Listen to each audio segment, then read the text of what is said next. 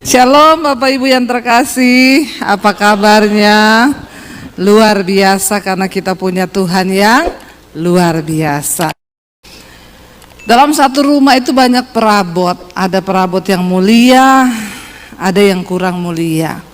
Perabot yang mulia itu dipakai untuk tujuan yang mulia, tapi yang kurang mulia itu dipakai untuk tujuan yang kurang mulia. Dan materainya ialah, kata firman Tuhan, Allah mengenal siapa milik kepunyaannya. Dan setiap orang yang menyebut nama Tuhan itu hendaklah meninggalkan kejahatan. Jadi ternyata tidak semua pendeta, tidak semua orang Kristen jemaat itu adalah kepunyaan Tuhan. Sebab Tuhan yang tahu siapa milik kepunyaannya. Dan orang yang menjadi kepunyaan Tuhan, mereka yang meninggalkan kejahatan. Amin. Saudara, seperti yang sudah tadi pagi saya sampaikan, saya akan bersaksi bagaimana Tuhan menyelamatkan saya. Saya dilahirkan dalam sebuah keluarga, dari kecil saya Muslim, papi saya haji. Dan saya tidak mengenal Kristus dari kecil. Tanpa pengenalan yang benar akan Tuhan, ya saya pikir hidup ini adalah ya lahir, bekerja, cari uang lalu mati. Tidak pernah mengerti ada rencana Tuhan di dalam hidup setiap kita manusia. Tapi itu yang Yesus katakan, bukan kamu yang memilih aku, tapi aku yang pilih kamu. Saya akhirnya mengikuti apa yang saya mau, apalagi saudara, papi saya itu galak. Saya tidak bermaksud menjelekkan papi saya, tapi ini masuk dalam bagian kesaksian hidup saya.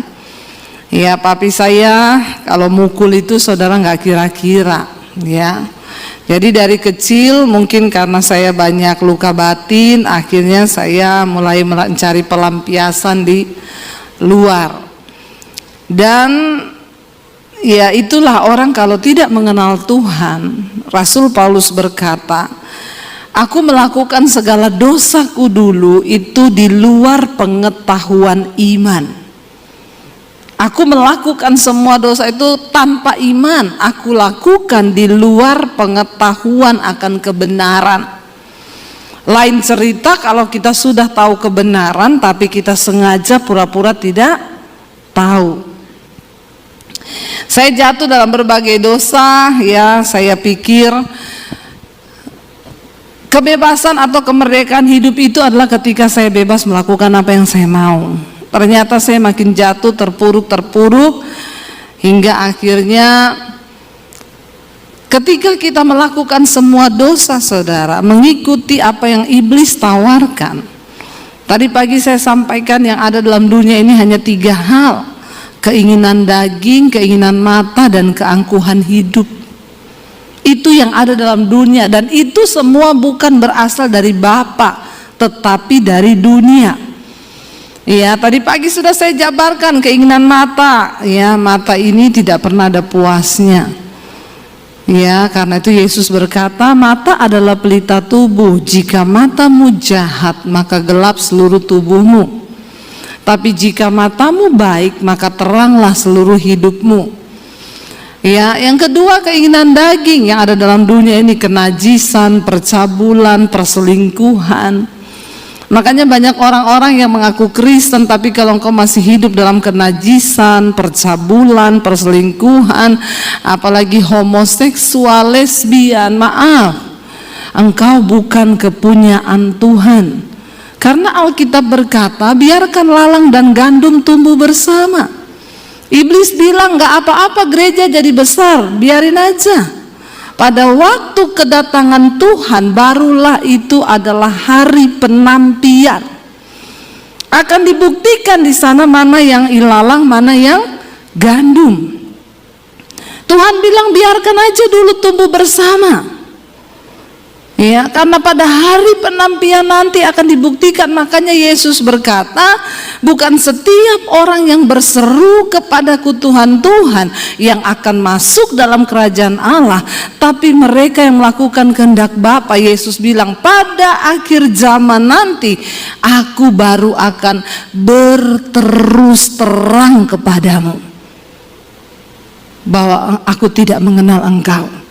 Daripada nanti Yesus baru berterus terang, lebih baik sekarang kita bertobat, sungguh-sungguh ikut Tuhan. Akhirnya saudara, karena saya terpuruk dalam dosa, singkat cerita iblis ngomong, hidupmu sudah hancur, kamu sudah rusak, masa depanmu juga rusak, buat apa kamu hidup, mending bunuh diri. Dan saat itu tidak ada pikiran lain dalam benak saya, cuma pengen mati, karena saya tidak menemukan apapun di hidup ini. Saudara, setan datang menuduh saya, hidupmu hancur, untuk apa kamu hidup, mati saja. Dan saya mulai mencari siapa Tuhan itu. Saya mulai bertanya, Tuhan, untuk apa engkau ciptakan aku di dunia ini? Kurang kerjaan banget kau Tuhan. Kenapa engkau ciptakan aku untuk berdosa? Kalau hari ini saya mati bunuh diri, saya tahu saya masuk neraka, terus Tuhan puas. Buat apa engkau ciptakan saya? Tanpa pengetahuan yang benar, saya marah kepada Tuhan.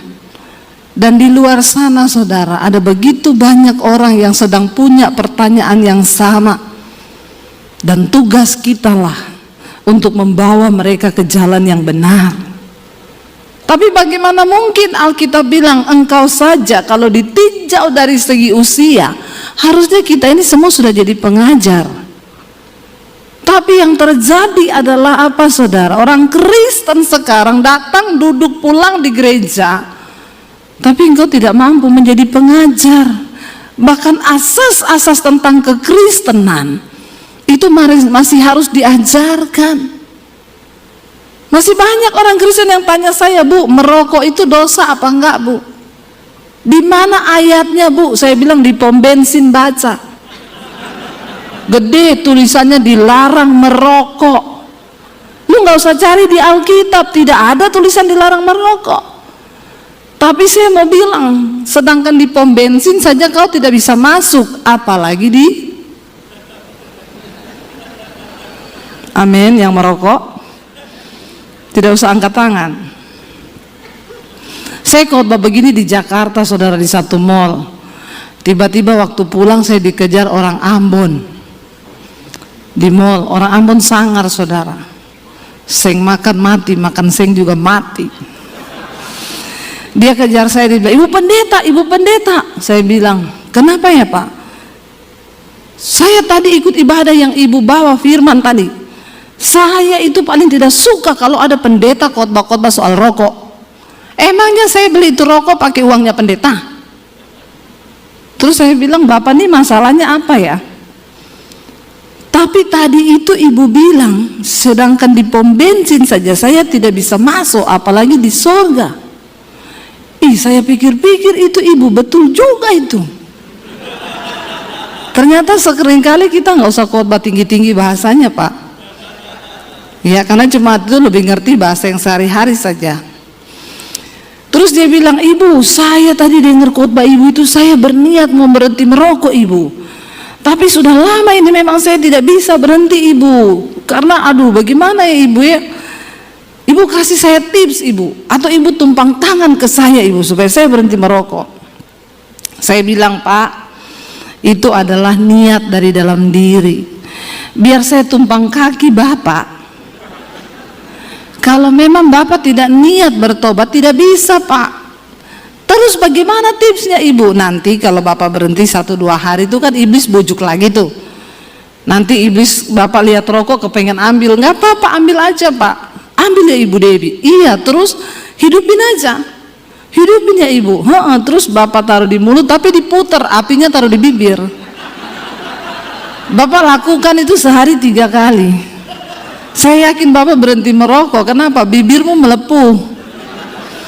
Tapi lebih baik begitu kan, kena api rokok daripada kena api neraka. Kan Tuhan bilang, kalau tanganmu membuat engkau berdosa, potong tanganmu.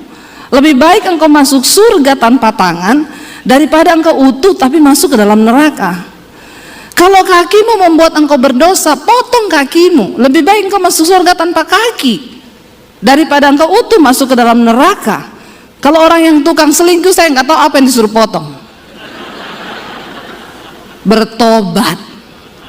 Betapa kudusnya Tuhan itu. Jangan bermain-main dengan dosa, saudara. Amin. Dan makanya kita ini kalau nggak berubah-berubah, saudara, ya saya selalu berkata, setan itu tidak pernah takut dengan gereja yang penuh. Jangan bangga dulu kalau gereja penuh. Ya, buat tim PPW harus banyak berdoa supaya penyembahanmu itu naik menjadi dupa, bukan gaya-gayaan. Kita penyembahan nggak ada hadirat Tuhan buat apa? Apalagi kalau tim PPW-nya masih hidup dalam dosa. Ya, saudara, apa yang membuat gereja berbeda dengan Holy Wings? Lo bener, kita kalau cuma di gereja mau lompat-lompat, saudara, setan nggak pernah takut engkau lompat-lompat di gereja. Saya kadang kalau lihat di gereja itu orang udah kayak kesetanan, nggak ada bedanya sama Holy Wings, saudara. Apa yang membuat kita berbeda? Ada hadirat Tuhan. Dan ketika orang ketemu hadirat Tuhan, engkau pulang hidupmu berubah. Yang bersinah tidak bersinah lagi, yang homo nggak homo lagi, yang selingkuh tidak selingkuh lagi, yang kepahitan tidak kepahitan lagi, dan hidupmu berdampak bagi kerajaan setan. Setan takut, engkau juga berdampak bagi kerajaan Allah. Itu yang benar. Kita perlu berdoa hari-hari ini, saudara. Setan nggak takut, jemaat penuh. Makanya ada orang tanya sama saya, Bu, saya mau tanya sama ibu pelayanan di desa-desa ya? Iya, sering. Kalau ibu pelayanan di desa, ada nggak yang kerasukan? Banyak, saya bilang. Kalau di kota ibu pelayanan di gereja besar, pernah nggak ada jemaat yang kerasukan? Saya bilang hampir tidak ada. Nah itu kenapa, Bu? Dulu pernah ada di Jakarta di gereja besar, lagi puji-pujian, ada bapak-bapak jatuh menggelepar. Saya lari langsung mau saya tengking. Tiba-tiba istrinya bilang, jangan Bu, kenapa? Epilepsi. Padahal saya pikir kerasukan, saudara. Udah mau saya dalam nama Yesus, bahasa roh kan keluar kan. Istrinya bilang, jangan Bu, kenapa? Epilepsi Bu. Oh, terus gimana sadarnya? Nanti sadar sendiri. Nah di gereja besar di Jakarta, di kota besar itu memang jarang ada yang kerasukan. Menjadi PR, dia tanya, kenapa ya Bu kalau di gereja besar tidak ada yang kerasukan? Saya juga bertanya, saudara. Lalu Roh Kudus memberi saya pemahaman, kenapa di gereja besar nggak ada yang kerasukan lagi? Karena setan sudah tidak bekerja di gereja besar. Setan itu cuma kontrol. Setan bilang, lancar coy, lancar. Penuh. Kata setan gini, nggak usah diganggu. Mereka aja kedagingannya udah lebih setan dari setan. Karena daging itu beda sama setan. Galatia pasal yang kelima, saudara baca tentang kedagingan. Apa itu daging? Daging itu percabulan, kenajisan, hawa nafsu, nafsu jahat, iri hati, amarah, dendam, keserakahan, ya, perpecahan, itu ada di dalam daging. Dan barang siapa hidup menurut daging, dia akan binasa, kata firman Tuhan. Ini bunyi alarm atau apa ya? Atau kedatangan Tuhan? Kalau Tuhan datang, kita lagi di gereja, puji Tuhan, haleluya 12 kali ya saudara, langsung masuk surga semua ini. Karena nggak ada yang lagi bersinah, nggak ada yang selingkuh, ya kan? Wah, langsung berdoa lah supaya kedatangan Tuhan, kita lagi di gereja. Iya, dan ini bunyi apa? Nggak apa-apa kan? Tapi saudara terganggu nggak? Karena orang itu kadang kepo. Ada bunyi gitu, ya. Yang pasti bukan dari HP saya, ini HP saya sudah saya silent, saya mode terbang pesawat supaya tidak mengganggu ya. Saudara, jadi ketika kita itu mengenal Tuhan Yesus, hidup tuh harus berubah. Ya, setan bilang gak usah diganggu orang di gereja. Kenapa? Orang kedagingannya lebih gila dari setan. Ya, dan kalau kita tidak berubah, maka ya hidup kita nih nggak ada dampak apa-apa, saudara. Bukan soal berapa rajinnya kita ke gereja, berapa hebatnya saya pelayanan, bukan. Tapi tadi pagi saya sudah sampaikan, Tuhan berkata, aku tahu siapa milik kepunyaanku. Dan Yesus bilang, aku akan berterus terang ketika aku datang kali yang kedua, aku akan berterus terang. Ngeri itu. Kalau Tuhan berterus terang, baru ternyata kita udah pede selama ini kita melayani. Sorry aja, tidak semua orang Kristen memperoleh janji Tuhan. Kalau kita belajar dari kisahnya bangsa Israel, mereka dipanggil keluar, tapi ternyata tidak semua bisa masuk ke tanah perjanjian. Perjalanan yang harusnya ditempuh 11 hari jadi 40 tahun. Kenapa? Proses 40 tahun ini untuk mematikan kedagingan mereka. Karena Tuhan tidak mau mereka masuk di tanah yang baru dengan pola dan hidup kedagingan yang lama. Saudara, akhirnya saya mau bunuh diri dan saya bertanya, Tuhan, di mana Engkau? Siapa Engkau? Saya pengen kenal Tuhan itu. Saya nggak peduli tentang agama. Saya pengen tahu Tuhan yang benar itu siapa. Jangan engkau menjadi Kristen hanya karena warisan dari orang tua. Setiap kita perlu berjumpa secara pribadi dengan Tuhan. Karena tidak semua ternyata orang Kristen itu sudah mengalami perjumpaan pribadi dengan Tuhan. Yesus berkata kepada Nikodemus, kamu tidak mungkin bisa masuk kerajaan Allah kalau engkau tidak dilahirkan kembali. Apa artinya dilahirkan kembali? Nikodemus berkata, aku sudah tua, bagaimana mungkin aku masuk ke rahim ibuku lalu aku dilahirkan kembali? Yesus bilang, kau harus dilahirkan kembali dari air dan dari roh, dari firman Allah.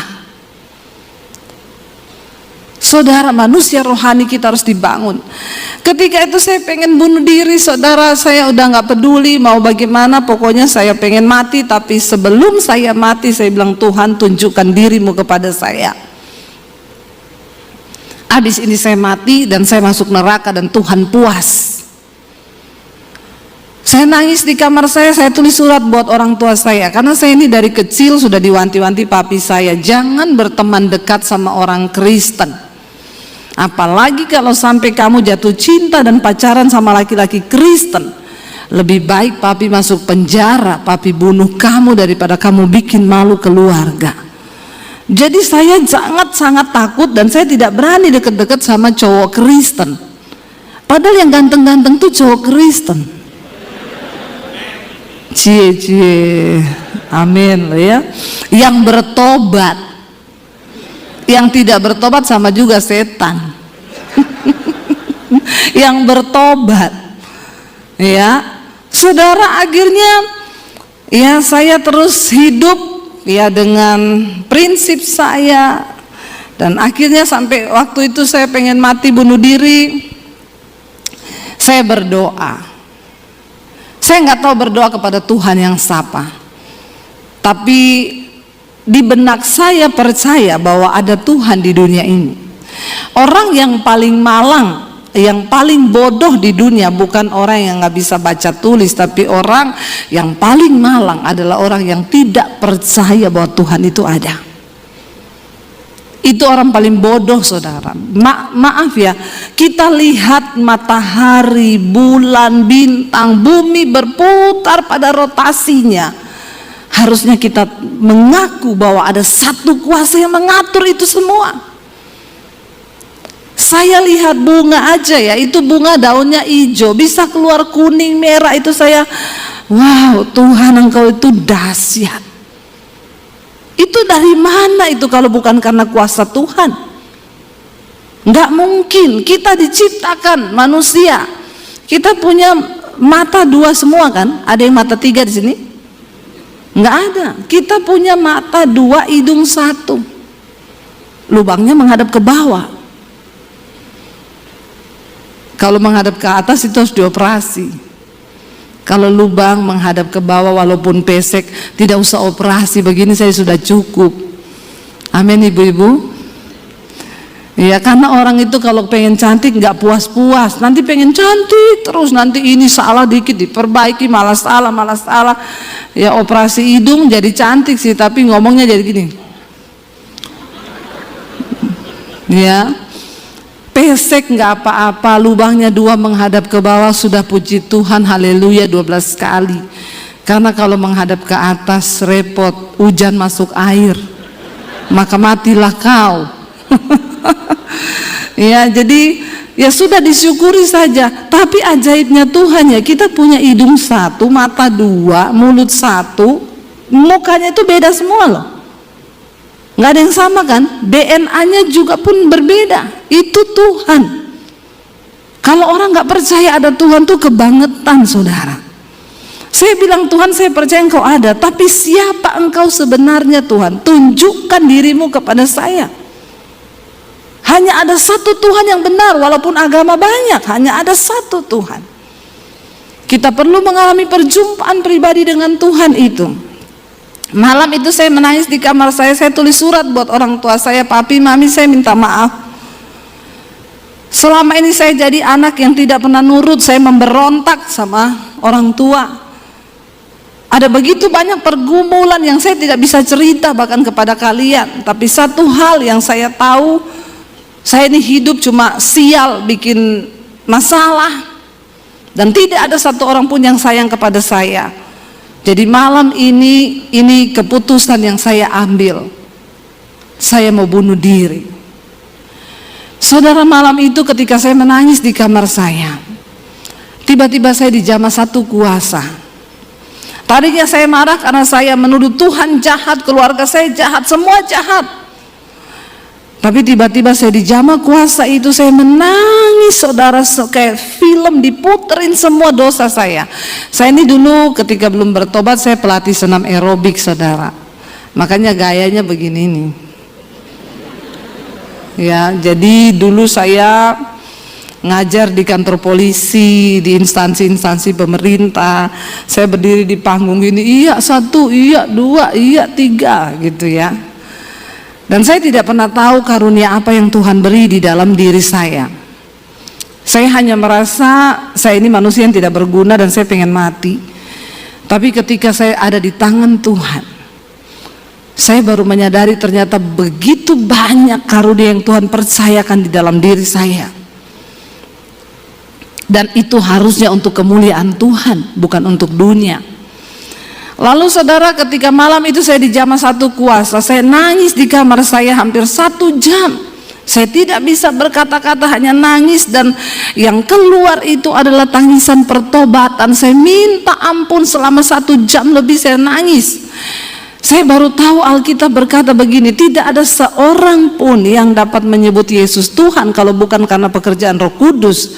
Dan ketika Roh Kudus turun atas seseorang, maka Roh Kudus akan menginsyafkan orang itu yang pertama akan dosa, kebenaran, dan penghakiman.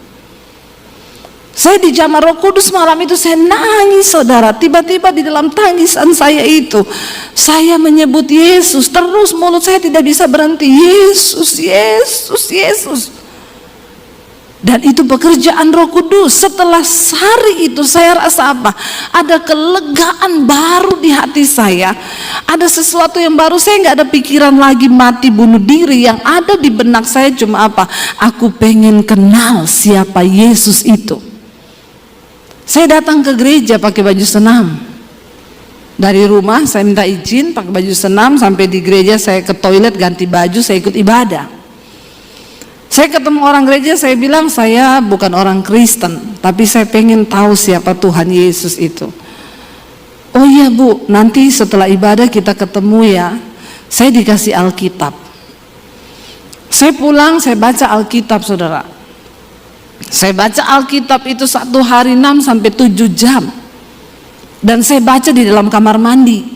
Kenapa? Saya takut ketahuan. Kalau sudah selesai baca, saya gulung pakai baju-baju selimut, saya simpan di bawah kolong, di lemari, tiap hari saya pindahkan tempat simpannya.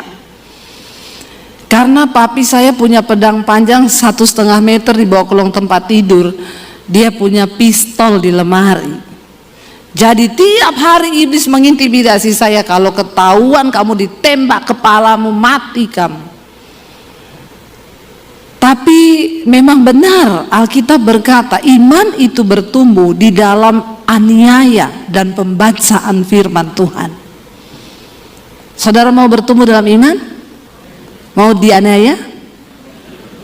Langsung gak ada yang mau. Dianiaya itu bukan cuma mau dibunuh. Ketika engkau difitnah, engkau gak balas, itu dianiaya. Ketika engkau disakiti tapi engkau tidak balas, itu engkau dianiaya karena kebenaran. Lalu saudara, saya tiap hari baca, nggak ada yang bisa tuntun saya karena saya juga sembunyi-sembunyi. Dan waktu hari-hari saya itu kan belum ada YouTube tahun 95. Saudara, sekarang enak mau belajar, kebangetan banget kalau orang Kristen hari ini tidak bertumbuh. Saudara mau cari apa aja sekarang, pengajaran itu begitu terbuka lebar. Saya dulu nggak ada, benar-benar Roh Kudus sendiri yang menerjemahkan setiap firman. Karena saya baca dengan ketakutan, tapi itu firman yang saya baca seperti hidup dan menjadi rema. Nggak ada yang saya nggak ngerti. Saya baca Alkitab tuh kayak terbuka semuanya. Saya catat apa yang saya temukan dari ayat demi ayat. Sampai akhirnya saya mulai berubah, saudara. Yang tadinya saya pulang jam 2 malam, dipukulin papi saya. Besok saya pulang jam 3. Saya panjat tiang antena break-break itu di samping rumah. Ya, besoknya saya pulang jam 3, saya panjat, enggak bisa naik, licin, disiram oli. Itu sampai begitu. Sampai saya yakin orang tua saya juga udah nggak bisa atur saya. Dosa demi dosa saya coba semuanya, saudara. Tapi ternyata tidak membawa kebahagiaan. Jadi kalau hari ini ada di antara saudara yang masih mau coba-coba dosa dan baru mau belajar berdosa, kasihan deh lo. Nggak ada, dosa akan mencabut damai sejahteramu. Nggak ada orang hidup bahagia karena dosa. Ujungnya engkau mau bunuh diri, pasti. Jangan simpen dosamu. Berbahagialah orang yang mengakui dosanya dan meninggalkannya, maka dia akan berbahagia, kata firman Tuhan. Lalu saudara, saya mulai mengalami perubahan. Setiap firman yang saya baca dalam perjanjian baru itu masuk dan mengubahkan saya. Tadinya saya orang yang paling malas di rumah. Saya berubah menjadi orang yang paling rajin. Tadinya saya suka keluar tengah malam. Tapi sejak saya mengenal Yesus, seperti yang Rasul Paulus bilang, apa yang dulu merupakan keuntungan bagiku, sekarang kuanggap rugi karena pengenalan akan Yesus Kristus Tuhanku itu lebih berguna daripada segala-galanya. Malahan segala sesuatu aku anggap rugi karena Kristus. Itu benar-benar saya alami. Tidak ada kata lain selain tiap hari saya cuma pengen baca Alkitab, mempraktekkan firman Tuhan. Tadinya saya kalau berantem dengan adik saya yang laki-laki, adik saya itu badannya tatoan, saudara. Kalau berantem, dia mau pukul saya, saudara. Dulu kalau saya belum bertobat, saya ambil sepatu di depan saya lempar ke mukanya dia. Tapi ketika saya mengenal Tuhan Yesus, Tuhan bilang, firman Tuhan bilang, jangan kalah dengan kejahatan, tapi kalahkan kejahatan dengan kebaikan. Mempraktekkan itu susah, tapi saya harus berubah. Saya mulai berubah dalam segala hal. Dari cara berkata dulu, kata-kata kotor, ya, semua berubah. Sampai cara berpakaian, semua berubah. Dulu makin seksi, makin bangga. Ketika terima Yesus, makin seksi, makin malu. Kalau ada orang Kristen yang masih suka pakai baju seksi apalagi ke gereja, apalagi udah ibu-ibu pakai rok mini duduk di depan pangku kaki. Makanya kadang pendeta cowok lagi khotbah tiba-tiba dia lagi bergumul itu. Pasti ada sesuatu yang dia lihat di situ. Jadi tolong ibu-ibu tahu diri, ke gereja itu jangan pakai baju yang belum jadi. Amin. Sobek sini, di sini sobek sampai sini, kelihatannya panjang sobekannya sampai sini. Makanya kata kuntilanak begini, saya sama orang Kristen lebih kudus saya. Baju saya panjang sampai ke bawah, bolongannya satu tok di belakang. Orang Kristen zaman now udah bajunya pendek, bolong di mana-mana. Jadi kata kuntilanak, yang setan Eke apa ye. Makanya kuntilanak sekarang sudah tidak menampakkan diri, udah kalah pamor sama orang Kristen. Hello. Iya, bertobat loh saudara. Lalu saya berubah saudara, ketika akhirnya kakak saya yang paling tua ngomong gini sama saya satu kali, Dep, saya tahu loh kamu sekarang jadi Kristen, kamu ke gereja kan? Saya kaget. Kamu berhenti atau saya kasih tahu papi? Kalau sampai saya kasih tahu papi, kamu tahu kamu bisa mati loh, dibunuh. Wah, saya tambah takut saudara. Tapi di situ saya mulai berdoa, Tuhan, kalau memang sudah waktunya saya harus menyatakan imanku. Karena firman Tuhan berkata, dengan mulut orang percaya, dengan hati orang mengaku, dengan hati orang percaya, dengan mulut orang mengaku, maka dia dibenarkan dan diselamatkan. Lalu saya berdoa, bergumul, Tuhan beri saya kekuatan. Saudara, ketakutan terbesar di hidup saya itu adalah ketika saya harus ngomong Yesus di depan keluarga saya. Itu ketakutan terbesar saya. Karena saya tahu tidak main-main, ada pistol di lemari. Tapi akhirnya Tuhan kasih saya kekuatan. Saya doa puasa saudara, doa puasa saya untuk minta kekuatan. Cuma ngomong satu tok Tuhan, ngomong di depan keluarga saya bahwa saya sudah terima Yesus. Akhirnya satu kali saya bergumul, ada doa puasa di gereja. Saya bilang ini waktunya saya harus ngomong ke papi saya. Saya mau masuk ke papi saya belok ke kamar mandi. Di kamar mandi saya doa dalam nama Yesus. Roh intimidasinya kencang sekali. Lalu saya ikuti papi saya dari belakang, saya belok lagi ke dapur. Waduh, saudara, bergumul. Akhirnya saya tengking, saya dikuatkan dengan satu ayat firman Tuhan. Roh Allah yang ada padamu itu lebih besar dari segala roh yang ada dalam dunia ini. Kenapa kamu takut kepada manusia yang memang akan mati? Lalu saya masuk ke kamar papi saya bilang, Pap, saya mau minta izin. Dia sambil cari-cari apa di lemari, mau kemana? Mau ke gereja. Wih, tiba-tiba dia terhenti saudara. Lalu dia melihat kepada saya. Kata-kata pertama dia bilang, kamu sudah gila. Terus dia bilang gini, oh ini penyebabnya ternyata. Makanya akhir-akhir ini papi lihat kamu jadi aneh. Dan memang setiap orang yang berjumpa secara pribadi dengan Tuhan Yesus akan jadi. Pertanyaan saya, sudah anehkah saudara? Sudah aneh apa belum? Anehnya itu gimana? Dulu merokok, sekarang tidak merokok. Dulu judi, sekarang nggak judi. Dulu suka maki-maki, sekarang nggak maki-maki. Dulu suami istri ribut, berantem terus, sekarang nggak pernah ribut. Dulu bersungut-sungut, sekarang nyanyi-nyanyi terus. Dulu tukang keluar malam dugem, sekarang betah di rumah baca Alkitab. Sudah seperti itu? Jawab sendiri di dalam hati. Papi saya bilang, oh ini penyebabnya. Makanya papi perhatikan kamu jadi aneh. Dulu malas, sekarang rajin. Aneh nggak? Tapi kan harusnya dia bisa melihat perubahan hidup saya. Kenapa saya bisa jadi baik? Yesus berkata, engkau itu suratan Kristus yang terbuka dan hidupmu harus bisa dibaca oleh semua orang. Karena Yesus sekarang tidak hadir secara fisik, tapi dunia akan melihat kita sebagai murid-muridnya. Amin, saudara. Lalu saudara, papi saya bilang, oh ini penyebabnya. Dari situ saya mulai diancam. Papi saya bilang, saya enggak main-main ya. Papi dia bilang, kamu apa? Jangan bergaul sama orang Kristen. Papi bilang, papi bunuh kamu, papi bunuh ya. Papi enggak takut masuk penjara. Wah, saya ketakutan di situ. Saya disuruh belajar agama lagi.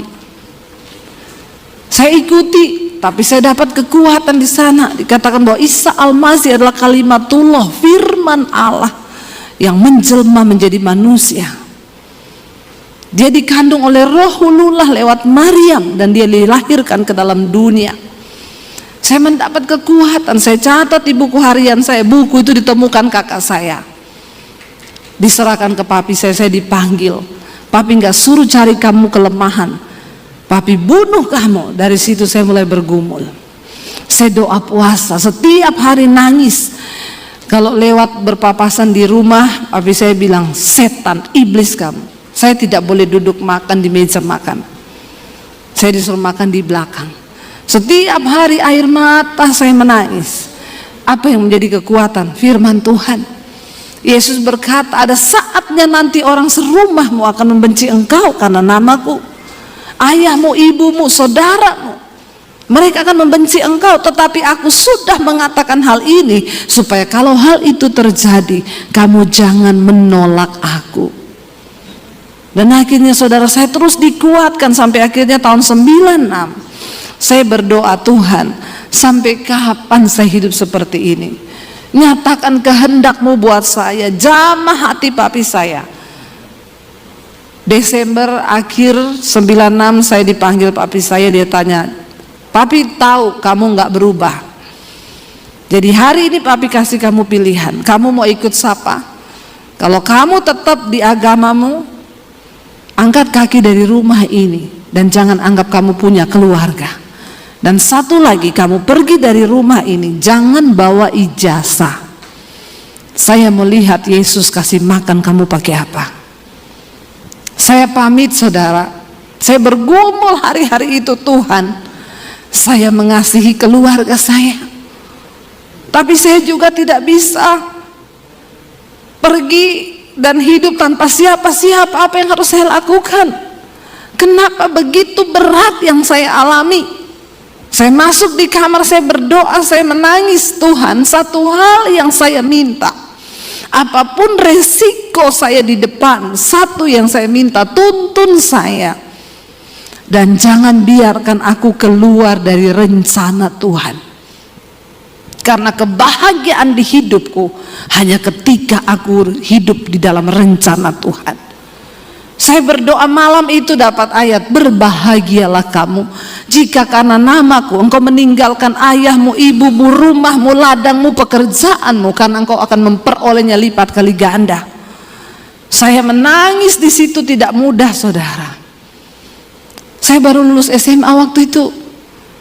Saya datangi papi saya dan mami saya bilang saya mohon pamit. Mereka kaget karena mereka sama sekali tidak menyangka kalau saya akan mengambil keputusan itu. Papi saya menangis berlutut di bawah kaki saya. Karena memang saya 5 bersaudara, saya anak yang dia paling sayang. Dia bilang, Debbie, papi merendahkan diri di kakimu. Tolong kembali ke agamamu. Saya peluk papi saya. Saya bilang, Pap, saya sayang sama papi. Tapi saya tidak bisa suruh menyangkal Tuhan Yesus. Karena saya merasa Tuhan merubah hidup saya. Tapi saya sayang sama papi. Kalau kamu sayang, kenapa kamu lakukan ini? Kamu ngomong apa yang harus papi lakukan supaya kamu kembali. Saya cuma peluk papi saya. Mami saya menangis, dia bilang, tunggu mami mati baru kamu jadi Kristen. Saya bilang, mami tidak mengerti apa yang saya sedang alami. Saya juga tidak mau meninggalkan keluarga seperti ini. Tapi ini keputusan saya, Mam. Nanti kamu mau makan apa? Kamu mau tinggal di mana? Saya cuma bilang, saya ikut Tuhan yang bertanggung jawab. Dari kota Poso saya tinggalkan keluarga, cuma bawa beberapa pakaian. Saya menuju ke kota Palu. 7 jam perjalanan. Sampai di kota Palu saya cari sepupu saya.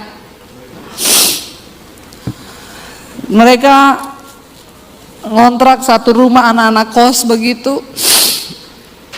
Saya numpang di situ. Dan untuk bisa dapat makan, kalau anak kos sudah berangkat kuliah, saya cuci baju anak-anak kos, saya nyapu, saya nyetrika, saya masak. Kadang saya lagi cuci pakaian, iblis datang ngomong, goblok, ikut Yesus jadi pembantu. Pulang ke keluargamu, tinggalkan Yesusmu itu, ngapain kamu menderita? Tapi saya baca Alkitab, Tuhan bilang, berbahagia jika engkau menderita karena kebenaran, karena roh kemuliaan itu ada padamu, dan engkau dipanggil bukan hanya untuk percaya kepada Kristus, tapi untuk menderita bagi Dia. Karena jika engkau menderita karena kebenaran, itu adalah kasih karunia kepada Allah. Saya jalani proses itu 1 tahun di kota Palu.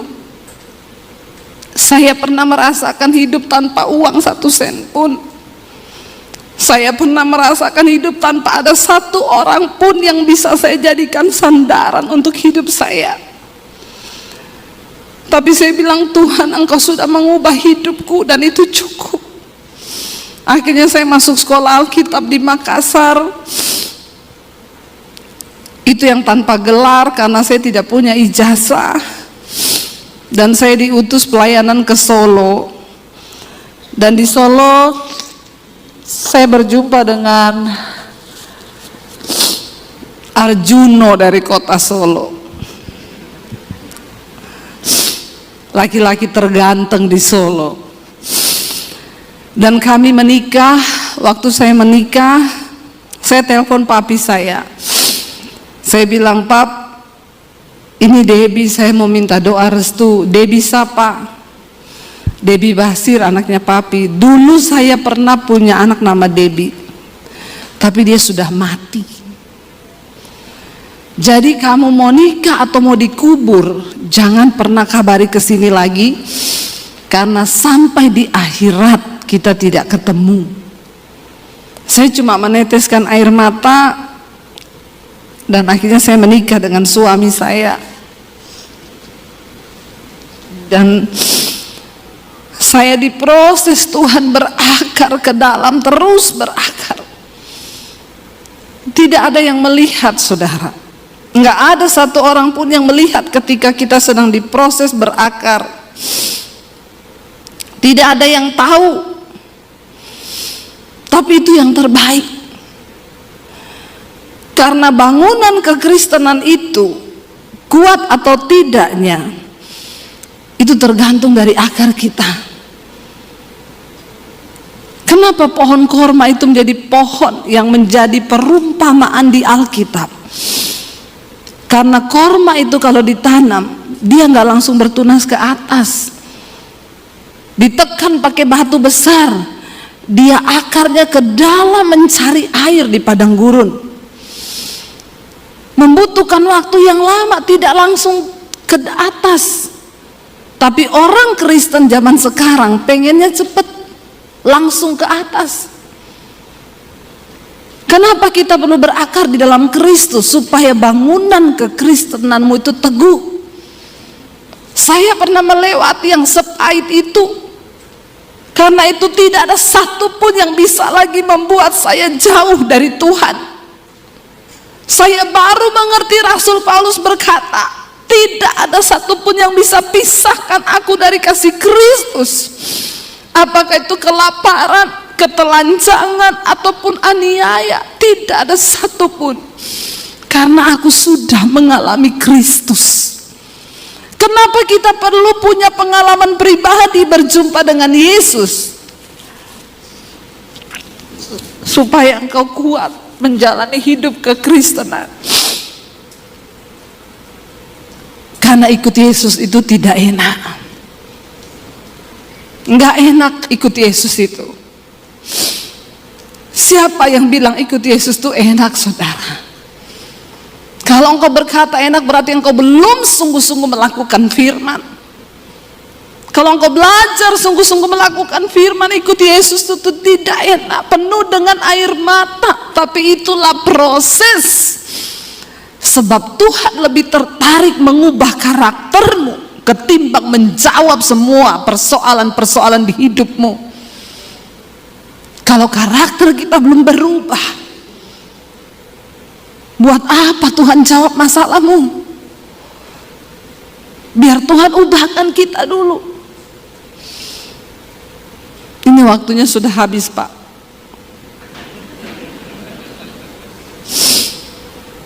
Kita tambah sebentar ya, Pak ya. Karena ini baru pembukaan, Pak. Belum khotbah loh ini. Baru pembukaan udah habis waktu. Saudara, sampai hari ini saya tidak pernah melihat Tuhan meninggalkan saya. Saya ikut Tuhan dari tahun 95, penderitaan, air mata, difitnah, direndahkan, dihancurkan. Tapi saya tahu itu adalah proses berakar yang sedang Tuhan izinkan supaya bangunan iman saya itu kokoh. Jadi sekarang kalau cuma saya difitnah, kecil, udah nggak ada yang bisa merampas damai sejahtera saya. Saya pernah melewati yang lebih berat daripada itu. Ketika saya difitnah, ketika direndahkan, terima kasih Tuhan, aku berbuat satu lagi kasih karunia buat engkau. Saudara, waktu engkau diproses, bersyukur loh. Karena tidak semua orang diproses karena kebenaran. Kalau engkau dipenjara karena engkau berbuat dosa, itu memang seperti itu. Tapi kalau engkau dihina, difitnah, disalahkan padahal engkau tidak salah, itu adalah kasih karunia kepada Tuhan. Alkitab bilang, bersyukur. Ubah cara pandang kita hari-hari ini. Biar engkau berani berkata, ini aku Tuhan, ubah aku, bentuk aku, sekalipun itu sakit. Kenapa saudara? Karena kita sedang mempertaruhkan nilai kekekalan di dalam hidup ini. Dan sekarang waktunya kita memperjuangkan itu. Bukan nanti sudah mati.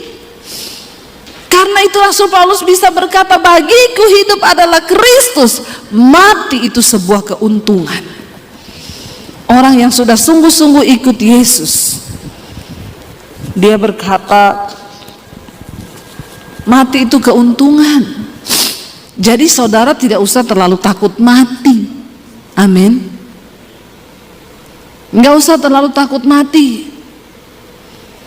Itu pesan saya di dalam masa pandemi yang selalu saya sampaikan lewat khotbah-khotbah saya di doa malam.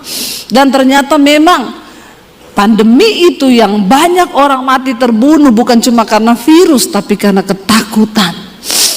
Banyak sekali orang ketakutan. Ternyata banyak yang masih takut mati. Kita tidak boleh mencobai Tuhan, tapi jangan engkau menggeser imanmu. Saya selalu berkata, penyebab orang mati saudara, saya berkata selalu begini, mati hidup kita bukan di tangan corona, tapi di tangan Tuhan. Amin. Kalau belum waktunya mati, tidak akan mati. Saya ini udah berkali-kali kena corona, semua varian saya coba.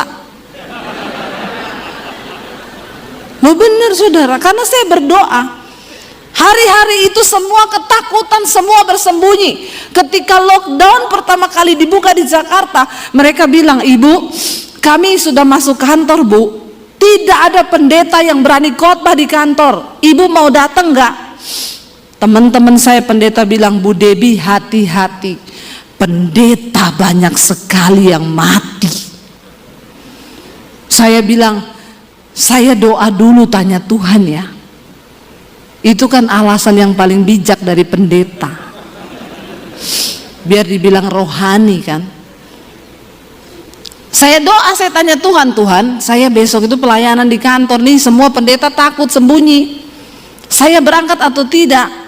Tuhan cuma jawab gini, tidak tahu diri kau. Di saat orang semua lagi ketakutan, harusnya engkau pergi untuk memberitakan Injil kabar baik itu. Tidak perlu takut. Kenapa kau bersembunyi? Saya telepon orangnya, besok saya datang. Itu pertama kali lockdown buka, Tuhan bilang itu mereka bekerja dari jam 8 pagi sampai jam 5 sore masuk kantor demi sesuap nasi.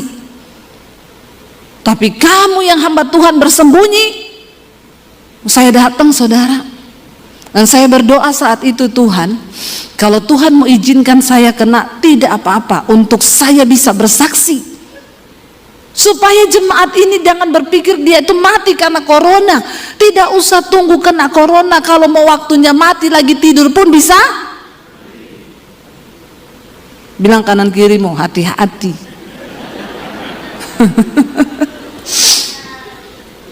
Iya, goal dari seorang percaya itu, dia nggak takut lagi mati. Karena bagi kita mati adalah keuntungan, hidup adalah bagi Kristus. Saya ngomong sama suami saya waktu itu, kita jangan terlalu takut berlebihan. Di tengah masa pandemi ini sudah ada satu jumlah yang akan dipanggil Tuhan. Tinggal kita nih siap-siap. Kalau di antara kita satu keluarga ada yang masuk dalam daftar jumlah itu, maka kita ini orang percaya. Kita percaya kita mati masuk surga, nggak usah takut. Tapi kalau di antara kita tidak ada yang masuk jumlah itu, Tuhan izinkan kita kena, nggak ada yang mati. Saya yang pertama kena, yang Delta itu saya kena dengan suami, terjangkit dari ipar saya di Solo. Dia umur 48 tahun meninggal kena Delta. Dan di saat itu Delta baru merebak di Indonesia. Waktu ipar saya ini meninggal umur 48 tahun, tidak ada komorbid, sehat. Hanya 1 minggu lewat mati. Ketika dia meninggal, saya pas lagi ada di Solo. Kita semua bilang nggak usah ke rumahnya. Dia langsung dari rumah sakit dikuburkan ke pemakaman. Tapi anak istrinya semua di rumah itu positif kena Delta. Kita dapat telepon, kakak ipar saya itu nangis guling-guling di jalan. Tidak ada satupun tetangga yang berani datang, semua hanya intip lewat horden. Karena saat itu ketakutan begitu luar biasa. Saya bilang sama suami saya, kita nggak bisa begini, kita harus datang ke rumahnya. Kita beri dia kekuatan, kita kasih dia penghiburan. Tuhan tahu bukan niat kita untuk mencobai Tuhan. Suami saya agak takut, dia bilang, saya tunggu di pagar, kau yang masuk. Dalam hati saya, kalau saya kena corona, kan ini virus, satu orang bertobat, seisi rumah diselamatkan kan. Satu orang kejangkit, ini virus alkitabiah banget kan. Satu orang terjangkit, seisi rumah terjangkit kan. Jadi saya tuh datang, kakaknya peluk saya, menangis, saudara, di sini. Saya doa dalam nama Yesus, dalam nama Yesus. Tapi saya kasih dia kekuatan, bersyukur suamimu sudah syok, saudara. Umur 48 tahun, tidak sakit apa-apa, cuma seminggu. Di grup itu masih ngomong, saya kena corona, doakan ya. Gini. Besoknya gini, agak sesek, makan mas, makan. Nggak nafsu, harus dipaksa. Hari ketiga masih bercanda. 5 hari, 6 hari sesek, 7 meninggal. Ngeri, kita takut semua. Kami pulang dari Solo sampai di Jakarta, suami saya demam, nggak bisa makan, muntah-muntah. Kakak ipar saya telepon, cepat PCR, kami satu keluarga di Solo sudah positif. Kita pergi periksa, benar kami berdua positif, karena anak-anak nggak ikut ke Solo. Baru kali itu saya lihat suami saya udah mau mati, saudara. Tidak berdaya, pegang HP aja nggak bisa. Tiap berapa menit muntah, nggak bisa makan apa-apa. Saya bilang sama suami saya jangan sampai ke rumah sakit ya saya. Jangan sampai sesak napas, kamu ke rumah sakit mati kau say. Bukan apa-apa, nggak ada yang urus kan, nggak ada yang kasih makan, nggak ada yang kasih minum. Bener, ya. Terus saudara, akhirnya saya juga kena itu, ya. Dia nggak bisa makan apa-apa. Saya cuma ingat dia suka tuh pisang. Saya kasih pisang nggak muntah, lumayan bisa makan 1 pisang. Malamnya saya habis mesbah doa, sesak napas saudara saya bunyi gini. Sudah keringetan saya ditambah, dan kita itu waktu itu kena karena intimidasi iblis. Kakak saya nih baru di depan mata bener-bener nih. Bunyi napas saya begitu, setan bilang, malam ini kamu sesek, besok dibawa ke rumah sakit, 3 hari kamu mati. Takut saya, pendeta juga manusia, punya rasa, punya hati, jangan samakan dengan pisau belati. Saya duduk di studio saudara, saya sudah ingat siapa teman yang mau saya telepon, karena banyak yang ngomong, Bu kalau butuh rumah sakit ngomong ya, nanti saya kasih rumah sakit. Lagi saya ingat begitu, Roh Kudus ngomong gini, kenapa kamu mengandalkan manusia? Kamu tuh hamba Tuhan, angkat imanmu, angkat perjamuan kudus. Saya bilang ke suami saya, Tuhan suruh saya perjamuan kudus. Suami saya bilang, saya juga dapat sama. Ayo kita sama-sama perjamuan kudus. Kita perjamuan kudus malam itu di kamar. Habis perjamuan kudus, napas saya langsung lega. Jam 2 malam saya batuk, pengen muntah, saya lari ke kamar mandi. Saya muntah saudara, itu riak semua keluar. Besoknya saya sembuh. Itu loh Tuhan. Akhirnya itu kita awal-awal Delta itu Mei. Setelah akhir Mei itu Juni, merebak itu Delta, rumah sakit penuh orang sampai di tenda-tenda. Saya bersaksi lah di mesbah doa tentang perjamuan kudus. Dan semua jemaat mesbah doa yang tidak kebagian rumah sakit, mereka kena. Ada satu yang bersaksi, Bu, suami saya udah delek-delek, napasnya tinggal satu-satu. Udah panggil istrinya ini, asuransi di bawah situ ada, terus sertifikat rumah, ya ini nanti kekayaan kita, ini bener. Istrinya ngomong, cari oksigen nggak ada, semua nggak ada. Istrinya bilang gini, Pak, Bu Debi kan di mesbah doa bersaksi, mereka perjamuan kudus, Papa masih bisa kuat nggak kita perjamuan ya? Dia mengangguk. Mereka perjamuan saudara. Malam itu seperti yang saya alami, dia muntah keluar semua riaknya. Itu kan yang setengah mati ngeluarin riak kan. Dari situ semua jemaat mesbah doa itu bersaksi tentang bagaimana kuasa perjamuan kudus di tengah masa pandemi. Dan saya baru melihat di situ saudara, benar. Ingat saya berkata, hidup mati kita bukan di tangan corona, tapi di tangan Tuhan. Amin saudara. Di tangan Tuhan. Jangan geser imanmu, jangan terlalu takut, nggak usah dibesar-besarkan ya, karena Tuhan lebih besar pegang kendali atas hidup kita. Tapi orang Kristen tuh alay lebay kalau nyanyi di gereja, walau 1000 rebah di sisiku, kau tetaplah Allah penolongku, walau 10.000 rebah di kananku. Pret, baru satu aja yang mati udah ketakutan. Tapi kalau nyanyi alay lebay, makanya setan bilang biarin aja, alay itu alay. Ya, terus kalau doa udah iya, kami percaya Tuhan, Engkau yang sanggup, Engkau yang ini. Makanya saya bilang tidak semudah engkau ngomong firman itu. Engkau harus mengalami Tuhan, engkau harus mengalami kuasanya, sehingga engkau punya iman yang kuat dan berkata, aku percaya Tuhan. Sudah lebih 14 menit. Mau dilanjutkan? Anda puas, saya lemes. Karena saya besok subuh harus terbang ke Makassar. Dari Makassar saya ke Morowali, dari Morowali saya ke Tentena. ada seminar hamba-hamba Tuhan di desa. Itu adalah pelayanan kami setiap bulan. Kami kumpulkan pendeta-pendeta desa untuk menguatkan mereka, karena ternyata banyak hamba Tuhan yang sudah mulai loyo dan tidak punya iman lagi, saudara. Dan saya bilang, Tuhan, selama aku masih hidup, capek saudara, capek. Dan ini adalah proyek menabur dari kami. Tidak dapat PK, kami keluar uang untuk pendeta-pendeta di desa. Tapi saya utang nyawa sama Tuhan. Kita semua utang nyawa sama Tuhan. Dan kita harus melakukan, saudara. Selama saya bilang masih siang, Yesus berkata, bekerjalah selama hari masih siang. Apakah hidup kita ini sudah berdampak?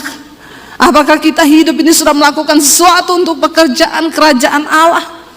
Atau kita cuma hidup sibuk bagi diri kita sendiri, alay lebay dengan masalah-masalah yang kita hadapi, dan kita nggak pernah lihat kebutuhan orang banyak. Masih banyak orang yang lebih susah dari kita.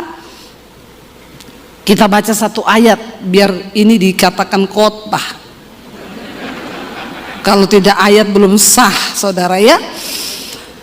Kolose pasal yang kedua ayat yang pertama, ayat yang ke-6. Kolose 2 ayat yang ke-6 sampai ayat yang ke-12. Ayat yang ke-6 sampai ayat 12.